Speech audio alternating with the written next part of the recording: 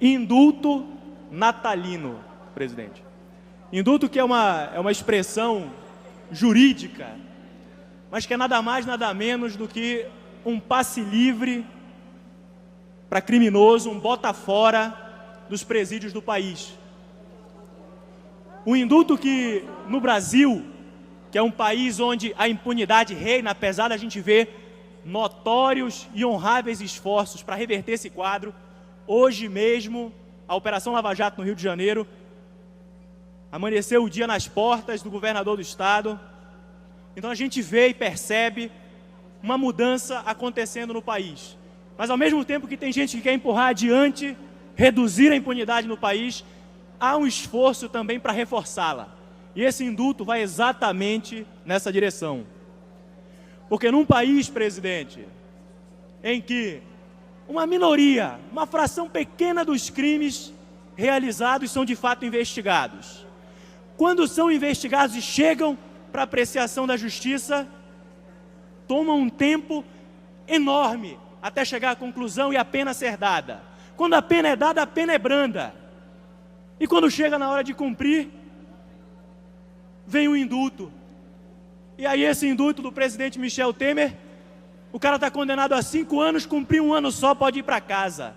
E eu repito, num país onde a impunidade é regra, sobretudo em crime de colarinho branco, sobretudo em crime de corrupção, em que a gente teve recentemente gente condenada no mensalão, está na rua, gente condenada no petrolão. Para concluir, vereador.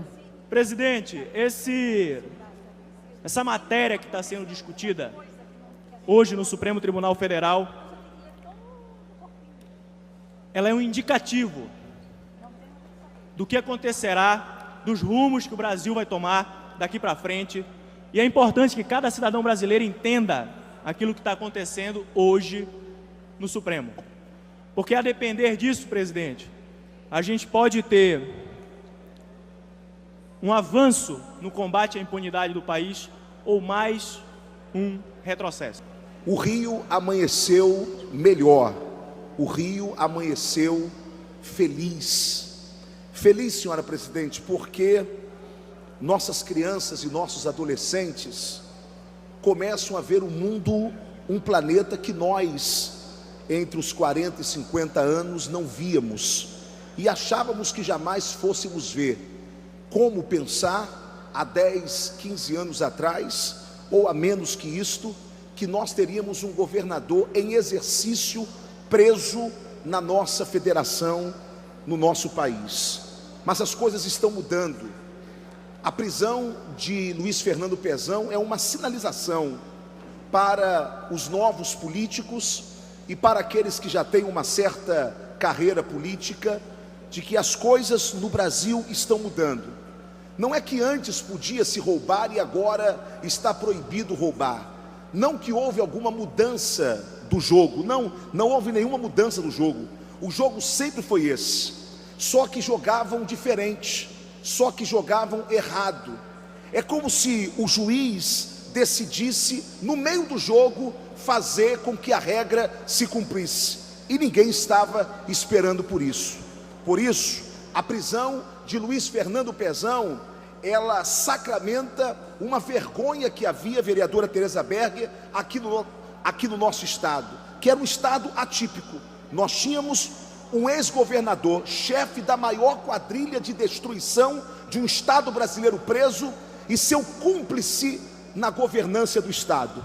Portanto, isso fazia com que os empresários e as grandes indústrias saíssem daqui e os investimentos não chegassem aqui, porque quem quer investir em um estado governado por um ladrão, por um bandido? Pois bem, agora o cúmplice do Cabral está preso, e nós esperamos que não somente ele, mas que venha dezenas, centenas daqueles que durante muitos anos roubaram os cofres públicos e agora estão pagando, porque a lei é para todos. Graças a Deus, é isso que nós estamos vendo nesse país. Muito obrigado, senhora presidente. Só para avançar um pouco mais no debate sobre essa questão do indulto, sobretudo no Brasil, onde a gente tem uma cultura de impunidade, E hoje em dia, quando a população está tão calejada, tão cansada, tão indignada de ver anos após anos de escândalo em cima de escândalo da corrupção, desvio de verba milionários em todo tipo de área, desde a merenda da criança na escola até o remédio do idoso no hospital. No momento que o país passa e começa a somar esforços para ter uma mudança, o brasileiro se depara com o quê? Com uma tentativa do presidente da República, um gesto pequeno, miúdo, que não diminui só o presidente da República, diminui a presidência da República, de tentar colocar fora os chamados condenados por crimes sem grave ameaça ou dano a uma pessoa. Agora, que crimes são esses, presidente? Crime de corrupção, desvio de dinheiro. E aí o cara pega, rouba milhões, dezenas de milhões. O governador do estado aqui do Rio de Janeiro, que foi preso hoje, a denúncia fala de 40 milhões de reais. Poucos são aqueles que são investigados. Quando o cara é investigado, o processo se estende durante anos. Quando ele é preso, ele não vai para um presídio comum. Ninguém aqui está falando que o cara condenado por corrupção, por desvio de verba, vai parar em Pedrinhas, no Maranhão. Não. Ele vai para Papuda. E vai para Papuda para passar o dia na biblioteca, colocando a leitura em dia, no ar-condicionado. E aí a pena, que já é branda, não chega. Quem é pego para Cristo chega em 10 anos, mas a grande parte mesmo fica ali por volta dos 5, dos 6. E aí no final de um ano só chega o presidente da República e fala o quê? Vou tirar. Está perdoado agora, cumpriu 1/5 da pena. Qual é a moral que a classe política passa a ter para falar, por exemplo, para o cidadão que o país precisa ter reforma?